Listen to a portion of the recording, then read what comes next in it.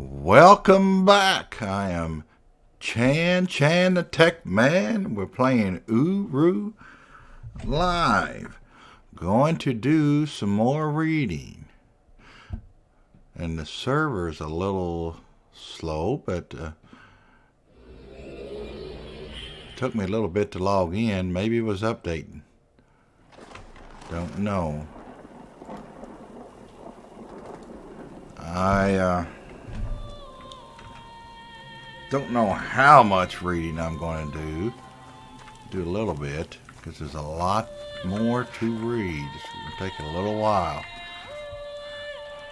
And I'll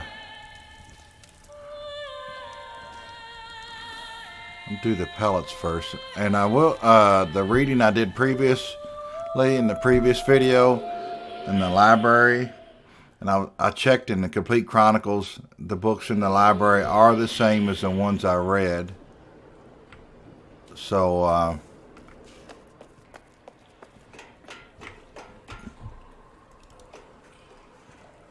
that's no problem with that.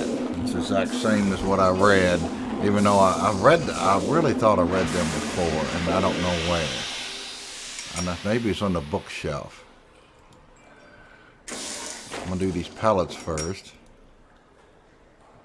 Get to the big score. I will not send that yet. I might do one more before I send it up.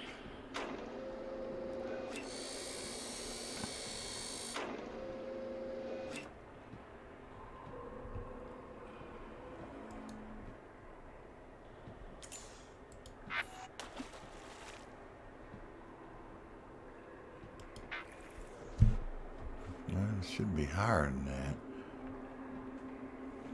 It registered, so...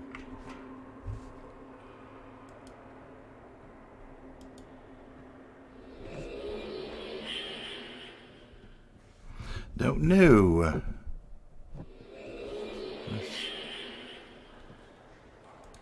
No, so you have to pull this up every much. I don't know. Maybe it did register.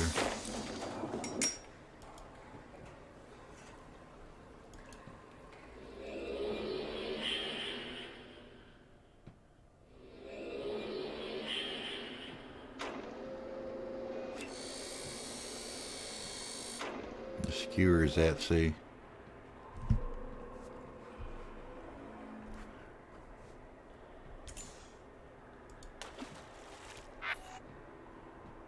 Yes, I guess. It's okay. It is karaoke night in the neighborhood. I mean, in the cavern.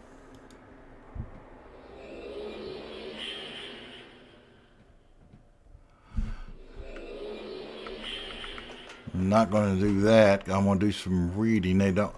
Can't really record that karaoke night because of the songs and stuff, and they don't like it anyway.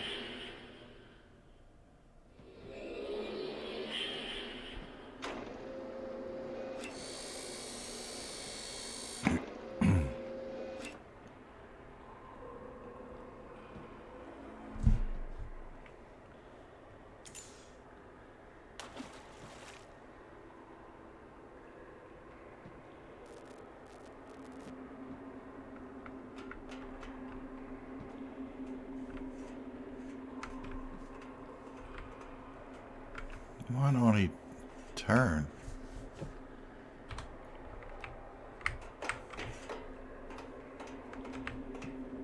He's stuck. I'm stuck. Wow. A little glitchy.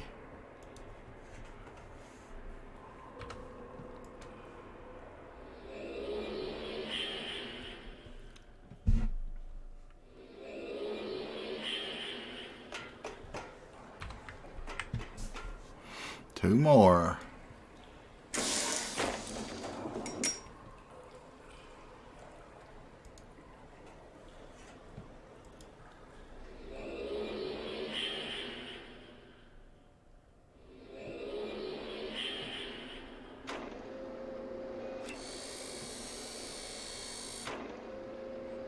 Scan it with a laser.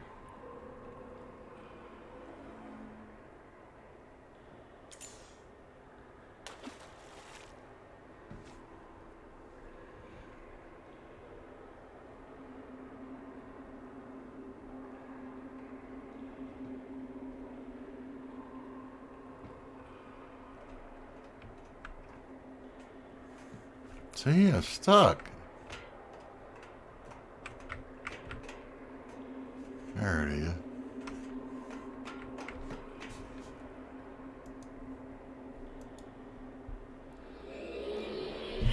One more. It's a little buggy tonight.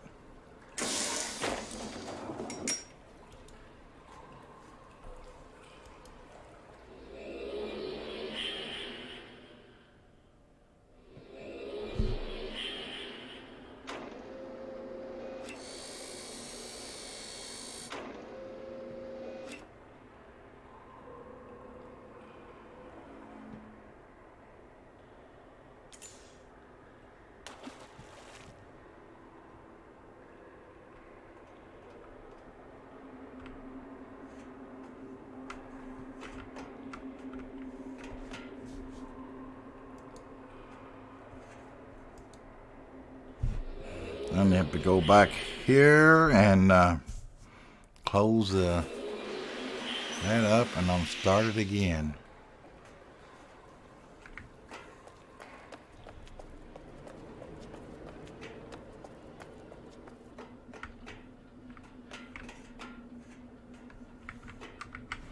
And go to the neighborhood.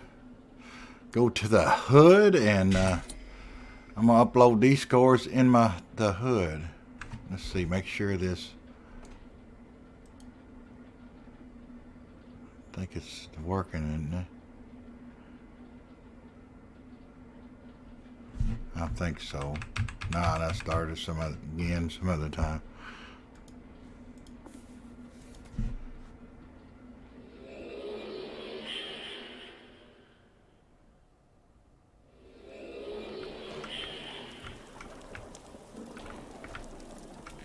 Just so we can get all of these books would be pretty nice.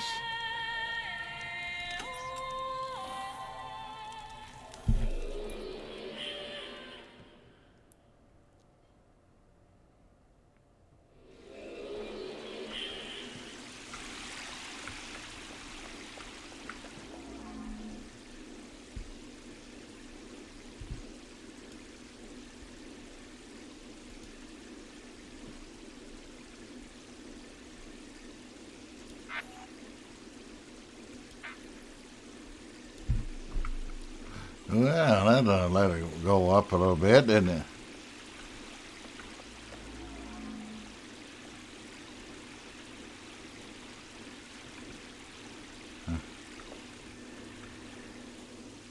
It's still a little time, a little different than what it really is. And KI time, and that's what I thought.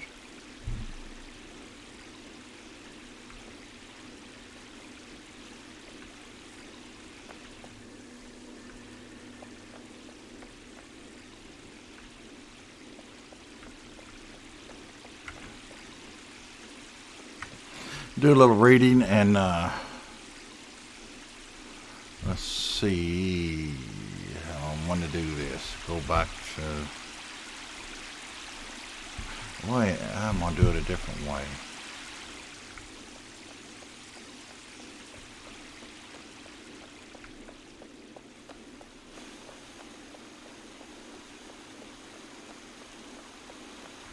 I might do a feather run tonight too.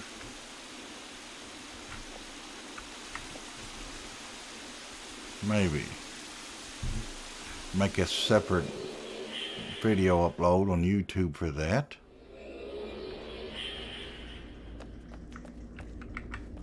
Let's see if I can find some people who want to do it.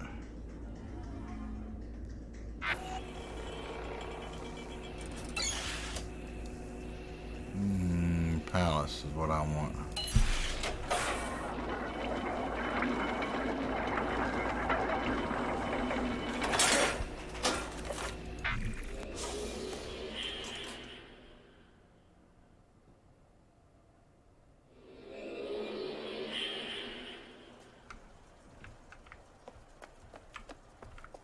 start over this way. And this is the same books. I haven't read the Complete Chronicle ones, but I believe this is the same books. King Jacaran. See how long this is. Not too long. Jacaran took the throne in the year 555 at the age of 80. By the time of his coronation, he had already reached the rank of guild master in the Guild of Stonemasons. It was Jacaran who first publicly stated plans to rebuild the King's Arch in 598, headed by Guildmaster Chorus of the Guild of Stonemasons. Design of the arch was begun in 600. Construction started, and in 625 the arch was completed. It was a great day of celebration as it marked the first century on Earth, and because of the prophecies allowed for the passage of the great king. As a result, from the time of its completion onward, all kings sailed through the arch as part of their coronation ceremony. As construction of the arch was underway, Jacaran planned for construction of the temple of the great king. Specifications for the building were recorded in ancient prophecies, and Jacaran made sure that each was followed through to the last span. Construction was finished in 643. It should be noted that at the time of construction there was apparently quite a few people who questioned the dimensions of the building, calling them rather odd and exorbitant. However, Jacaran would hear nothing of their complaints, and in fact managed to anger quite a few of those who worked on the temple during its construction. Once the temple was complete, Jacaran ordered the transfer of the gold throne from the temple in Rhianirith that Rhianirith had built for the new temple of the great king. In 654, Jacaran's wife gave birth to a son. Unfortunately, the boy lived for 10 years before dying of a rare disease. It was not 10 years after the death of the boy that Jacaran's wife passed away, also at a young age. The tragedy seemed to have had a devastating effect on Jacaran, and in his later years he was known to be easily angered and extremely harsh. He remarried in 700, and his second wife gave birth to a son 17 years later, followed by 2 daughters. Records speak of various accusations of abuse towards his children, though nothing was ever proven. Regardless of whether or not there was abuse, it seems he was rather never able to get over the death of his son and first wife. As one of the prophetesses who advised him wrote in her journals, he never seemed to really love or appreciate any of them, though he did leave the throne to the oldest of them. It was Jacaran who encouraged further private construction for the island in 775, including the Jatirah district. He named the high-class district after his first son, who had died 111 years earlier. Jacaran died of natural consequences in 812 at the age of 337. It was often said that Jacaran died a very sad and unsatisfied man. The King's Arch is modeled after a similar design on Gartany. It was prophesied that the great king would be welcomed by the arch, and so its construction was obviously seen as very important. Because Denny numbers are based 25, the year 625 was very significant. Most were taken from the of Ophrah,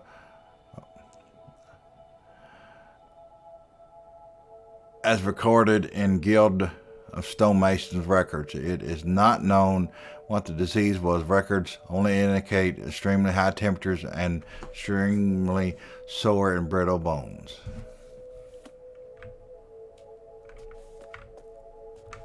Make sure no ignoring anybody's messages. King Vasa. Vasa took the throne in the year 812 at the age of 95.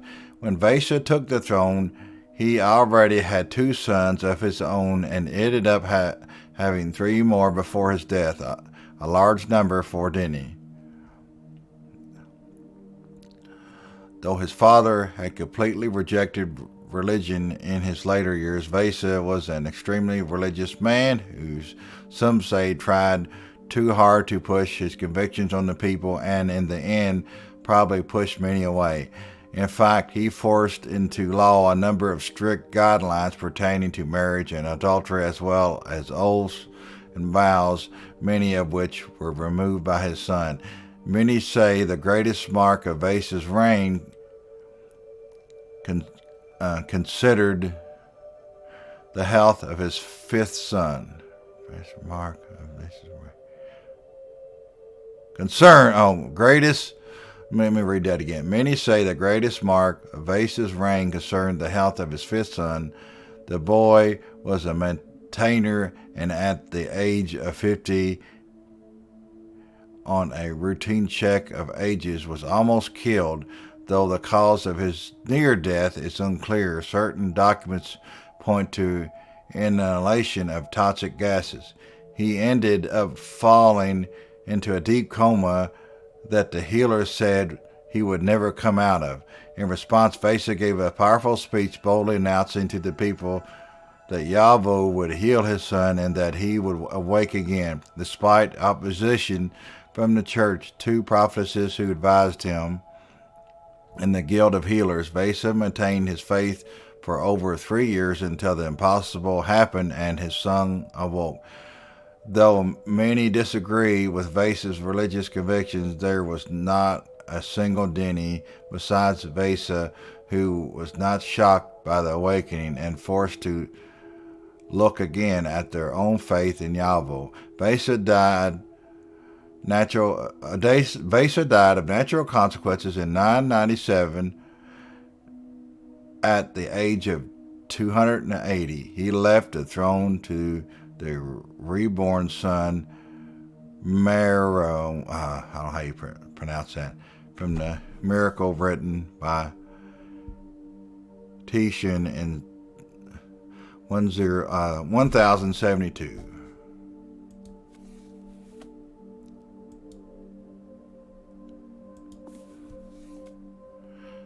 Let's go ahead and walk over there. Or did I read? No, I don't think I did.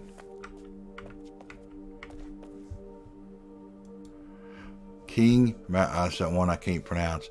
Man took the throne in 997 at the age of 73, exactly 20 years after emerging from his long coma. From various speeches and writings, I started the right way, so I'm going in the right order. Reading.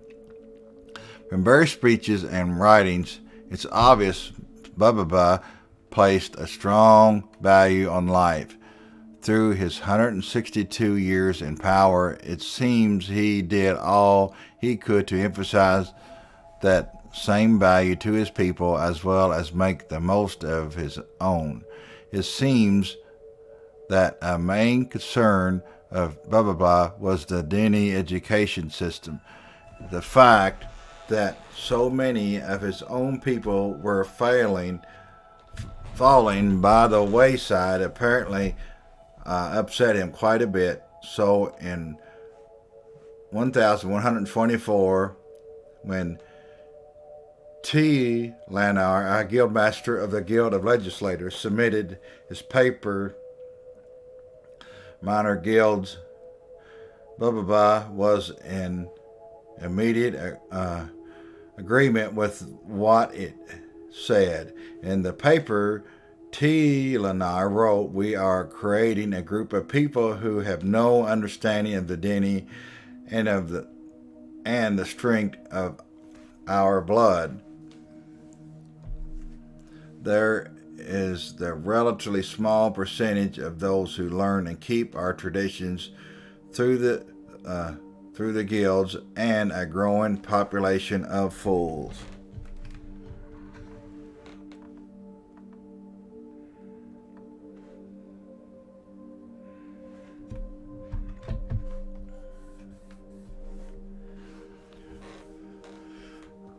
Mararan, I don't know how you pronounce it.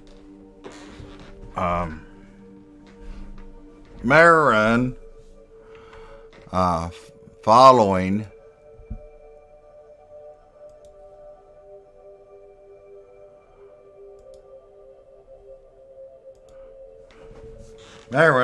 suggestions within the paper, placed the common schools under the Guild of Legislators and began major renovations of that system, including higher standards for instructors and longer work days.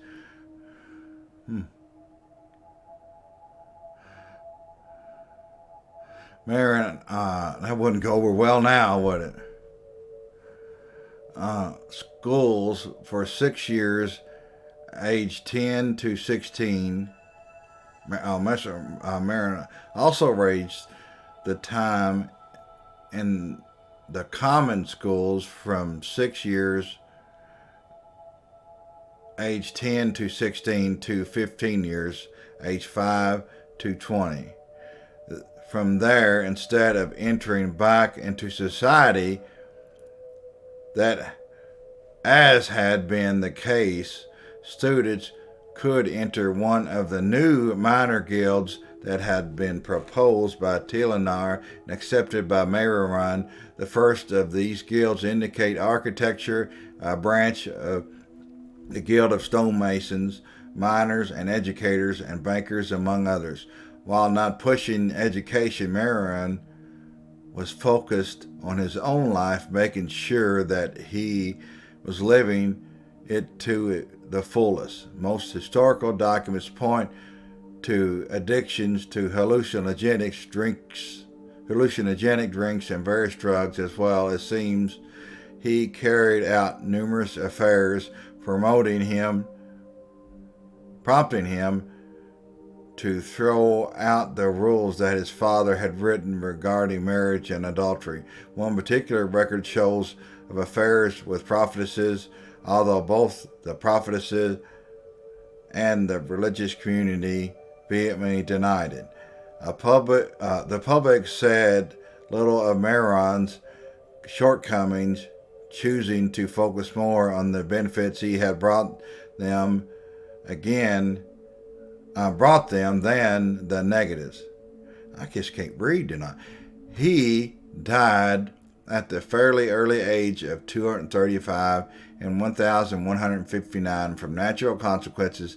Most expected the early death supposed to be from his drinking and smoking, although many say it was somehow related to his coma years earlier.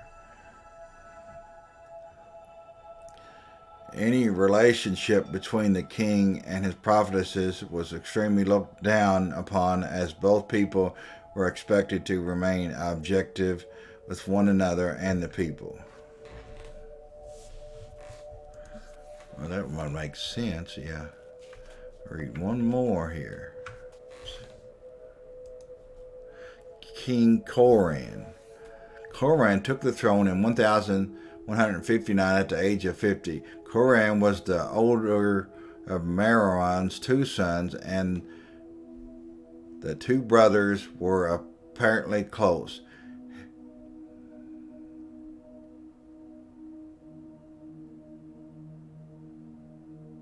Mararan's two sons and two brothers apparently close. His younger brother was a guild captain in the Guild of Linguists, and the two remained close for much of Coran's reign.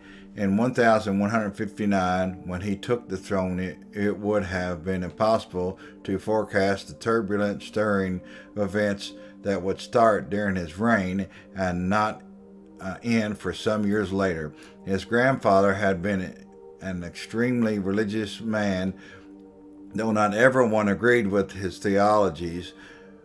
There were, in fact, a number of groups who had strongly disagreed with Vaishya, and though Marouan had not done anything to offend them during the reign of Coran, they sought to make their own cause more widely known. The most dangerous of those groups was known as the Judges of Yavel. Though they had existed for some time, it was in 1303 that they began to make a name for themselves. It all seemed to have begun when a writer mysteriously left the Guild of Writers in 1303. A few days later, books and ink went missing from their respective guilds.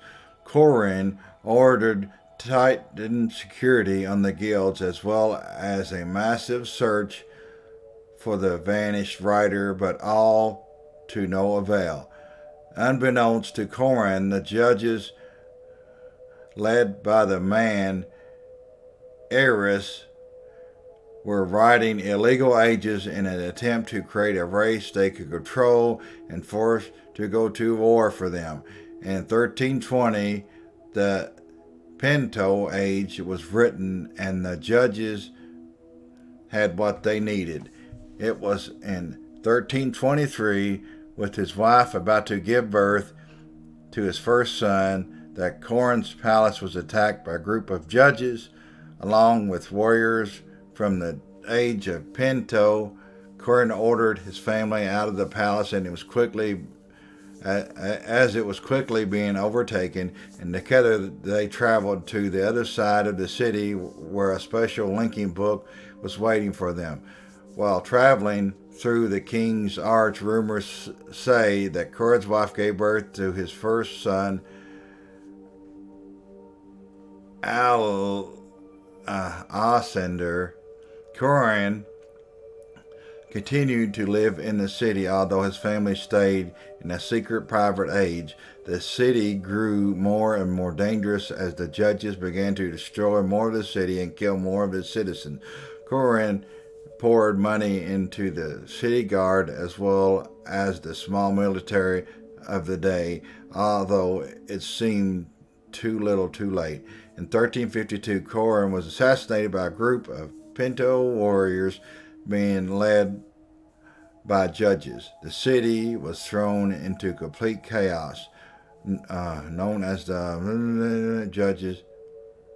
The sect believed they were to exercise Yazul judgments on those who could not truly understand him as they did.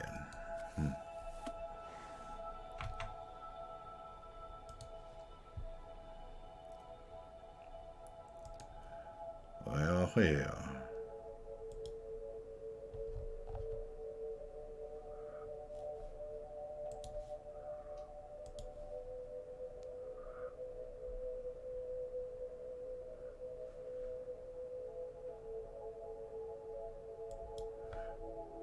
Let's go over here. Let's go ahead and read another one. How many have we read? Would this be?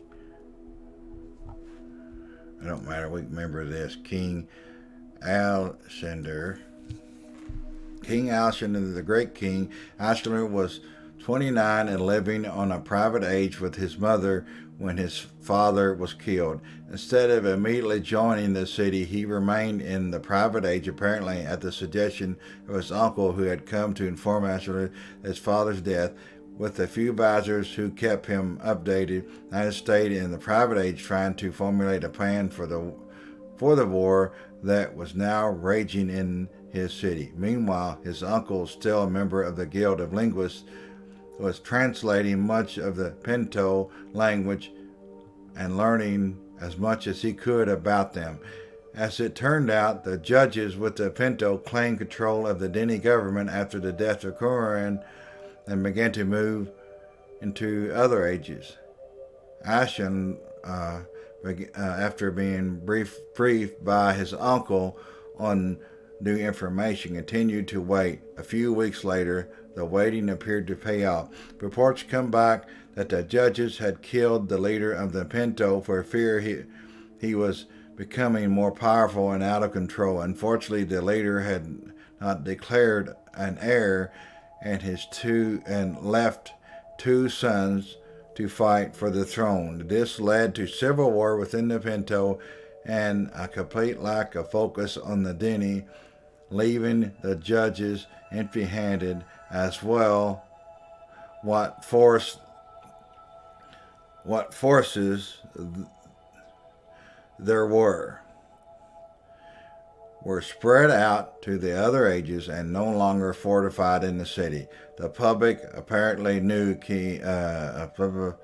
Ashelander was hiding, and with every passing day felt as though the prophecies were coming to fruition. Only the stone, while they passed beneath, listened to his cries and comfort her fear. Only the arch welcomes the reign of the Great One who guides us. Ashelander, they all knew, had been born directly under the arch. A new people of light, will bring great havoc in the dark, as they believe the Pinto had done. He remains hidden, while another sits in his throne, was obvious. While the public waited for him, they only grew more willing to fight for him. 15 weeks after the death of his father, Ashelander entered the city for the first time in his life. With a small force, he sailed directly through the arch to the palace and reclaimed it with relative ease, while directing his soldiers and those who joined with him as they saw him enter the city. Immediately, he established safe zones and eventually informed the Pinto that he wished to begin negotiations with the Pinto warrior Mekir. Ashelander agreed to help Mekir defeat his brother if, in return, they would return to their home peacefully. Mekir agreed if Ashelander would write them an age to return to. The deals were signed, and in 1376, Ashelander led a force to the Pinto Age. It was there, in the Battle of the Great King, that Ashelander led the defeat of Mekir's brother Timo,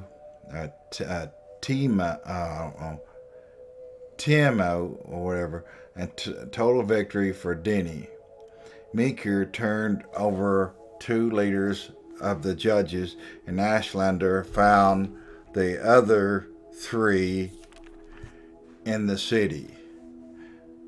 All five were sent to prison ages and the books burned. Some in the society had demanded execution, but Ashelander had refused. Regardless, his coronation ceremony took place a few weeks later, and it was said not one of Denny did not attend the event. In other words, they all attended.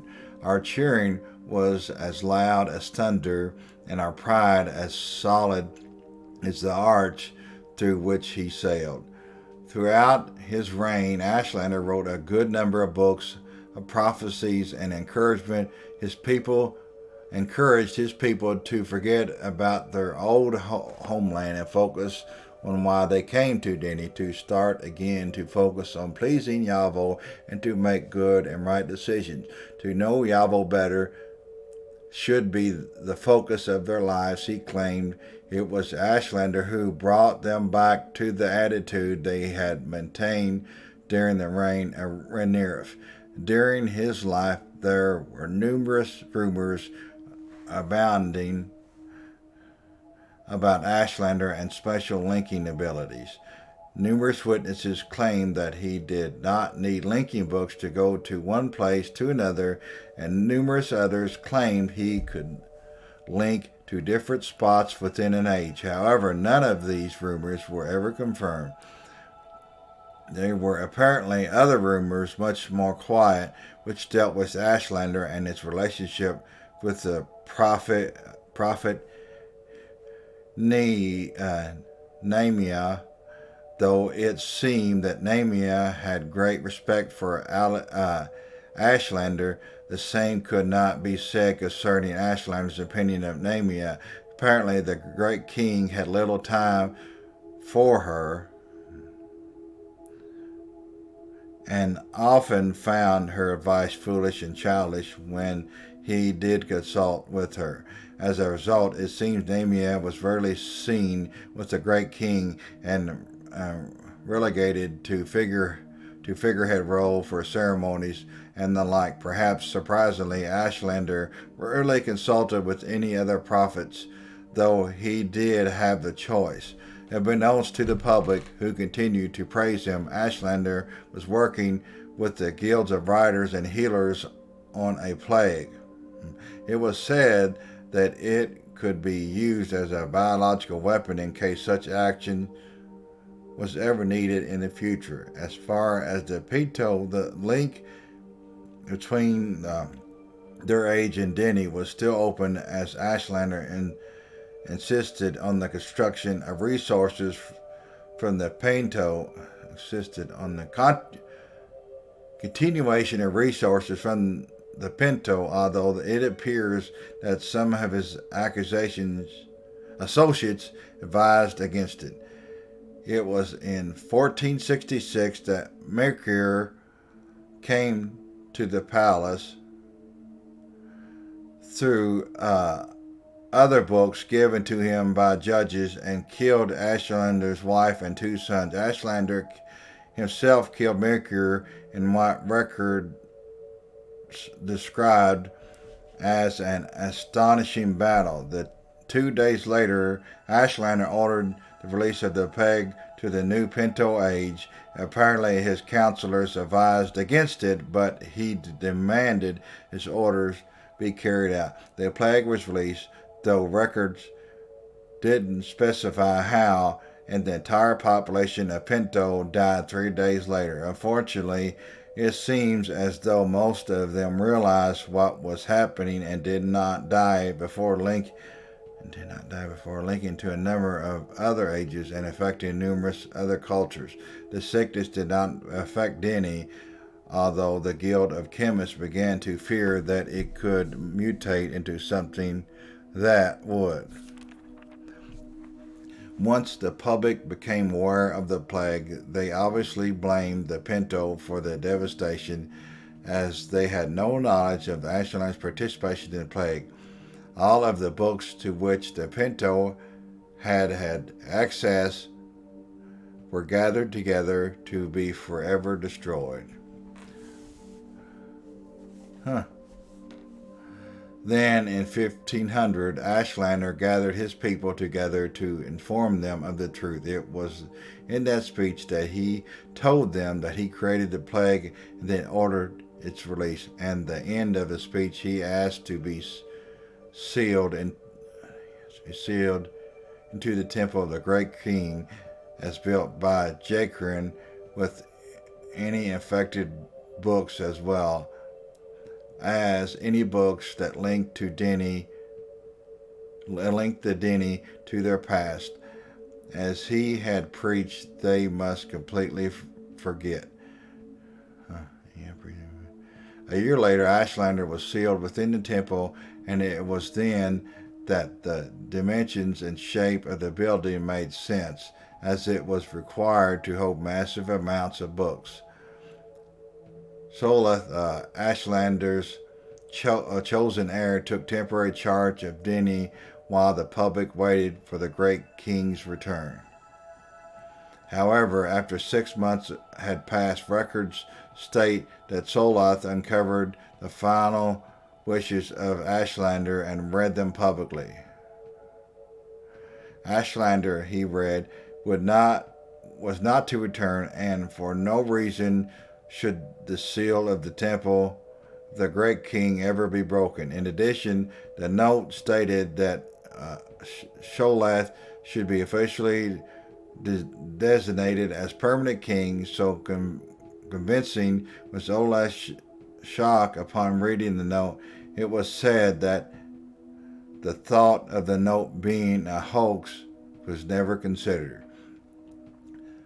Numerous personal journals and government transcripts state the public's disbelief at the statement. Solath himself said, For how could he leave us in such a state?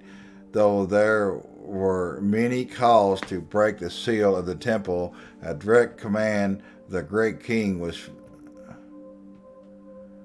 foolish. As well, the books within the seal were infected books and should not be opened for good reason.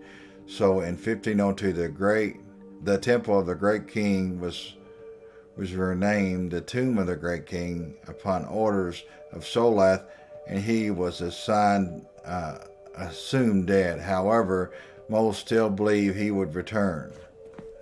The two brothers were both fighting for control of the Pinto, and Mikir felt most strongly his people would no longer owe the judges anything. His brother felt the opposite. From the Great King, written by Lishan in 1399, Lima's Legacy, written by Timon in 1609, though not done often, it was possible for a king to leave the throne to his successor if he wished to be gone for an extended period of time. No records point to the note being anything but the true wishes of the great king, but it was interesting to note that it was never even thought of as a fabricated note.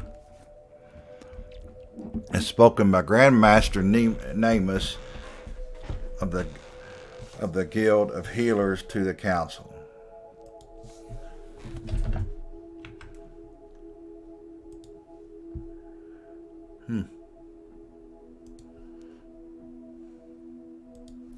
Pretty neat. I might read another one. I just, got a ton of them left.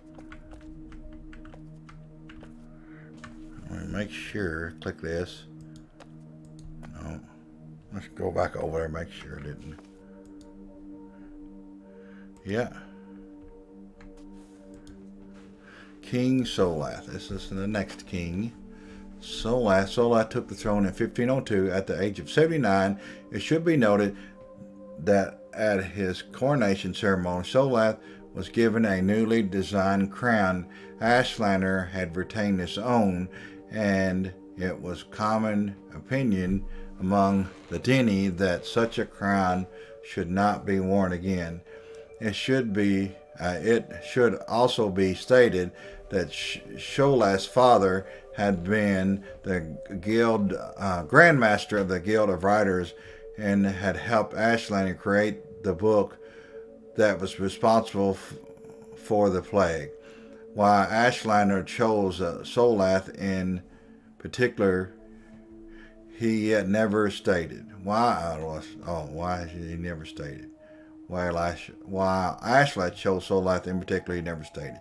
Regardless, Solath inherited a fairly stable culture, although one that was on the fringe of religious anarchy. The greatest leader of their time had left them, and they were a lost people without him to guide them. There was going to be repercussions,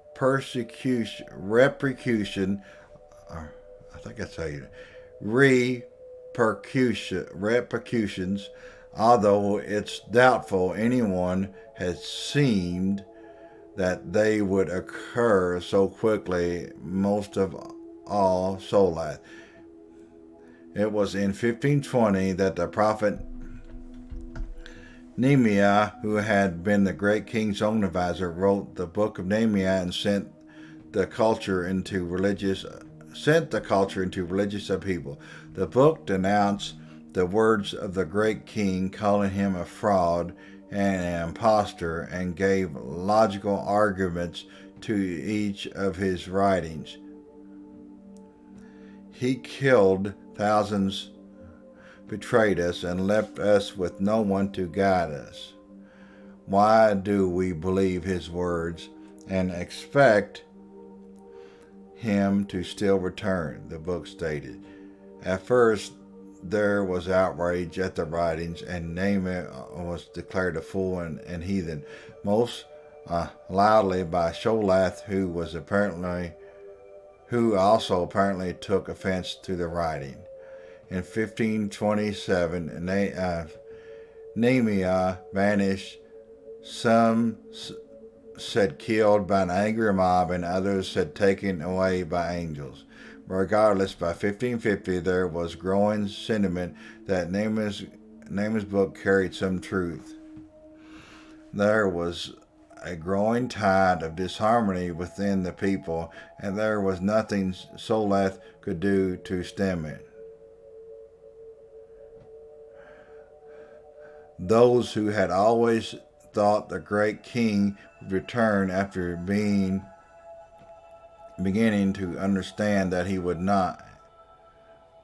Those who had always believed the king would return were beginning to understand that he would not, and there were beginning to grow angrier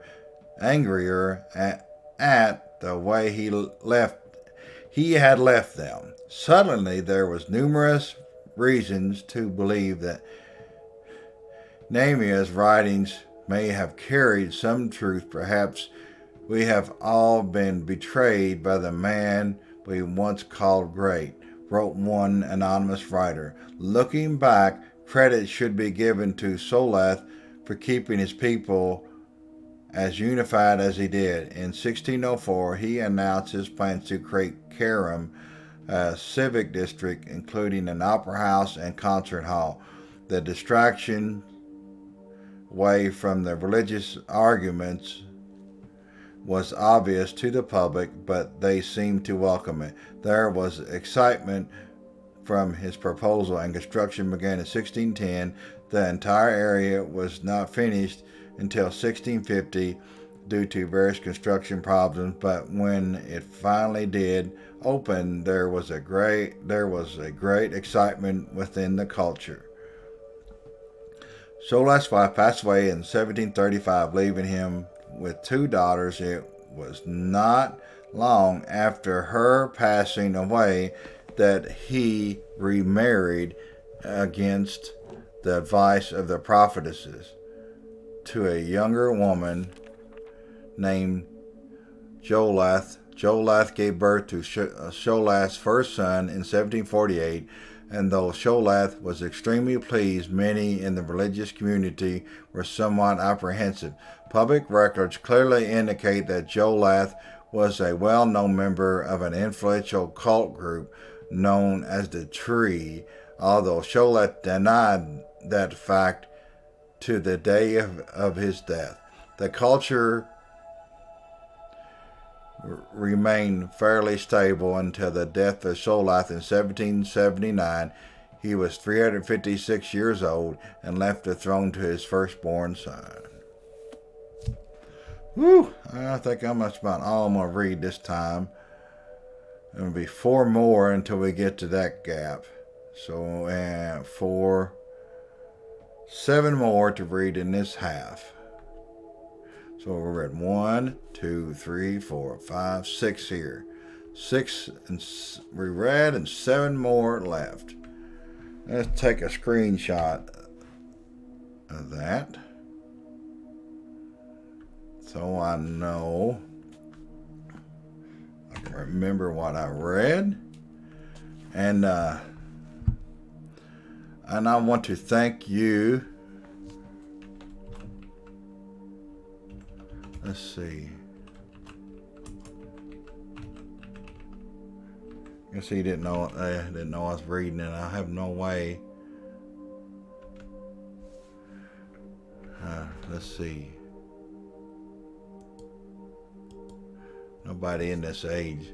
They must have was there when I was reading, and I did not have that open. I apologize for that. And what I was saying is, thank you for tuning in. I'm Chan the Tech Man. Subscribe to my YouTube channel. Hit the notification bell to get notified when I become live. Like this video. I encourage you to do that and share it on your social media and watch my other videos, like them and share them. Share my YouTube channel on your social media. Get into playing Uru Live and play along with me, and I'll still be playing this even if when I don't make the videos on this, or I'll probably make some from after I get all this stuff done to complete the playing of it. I might still make more videos, of course, but look me up on there. And remember my website at chansmith.me. It's CHANSMITH.me. Remember that and go to that website and share that too. Comment on this video and others, and get into the live chats and all of that good stuff. And appreciate you. And appreciate your support and watching. And thank you very much. Until next time.